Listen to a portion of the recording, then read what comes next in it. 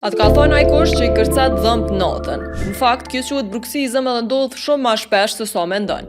Sipas American Academy of Sleep Medicine, bruksizmi është një aktivitet I pavullnetshëm I muskujve të nofullës që ndodh zakonisht gjatë qumit. Neurologja Manfredini shpjegon që stresi dhe ankthi janë faktorët kryesorë që e nxisin bruksizmin. Kur jemi në stres, trupi lëshon më shumë kortizol dhe kjo ndikon mënyrën se çu truni e menaxhon tensionin muskulor, pra nofulla mbetet e kontraktume edhe kur flajmë. Po ashtu, Lavigne edhe Cato tregojnë se bruksizmi lidhet me çrregullimin e gjumit, si apnea edhe përdorimin e substancave si kafeina dhe alkooli. Me kalimin e kohës, kërcitja e dhëmbëve mundet me shkaktu dëmtime të smaltit, dhimbje të kokës, tension në qafë, madje edhe ndryshime në formën e fytyrës. Doktor Lobezno shpjegon që trajtimi fillon me menaxhimin e stresit dhe ruajtjen e higjienës së gjumit. Dentisti po ashtu mundet me përshkruaj një maskë e cila të ndihmon mos me I mbyll dhëmbët gjatë gjumit. E te ai kërcet dhëmb natën, kallëzom komente dhe për më shumë video si kjo, subscribe bani në YouTube edhe në krejt platformat e tjera.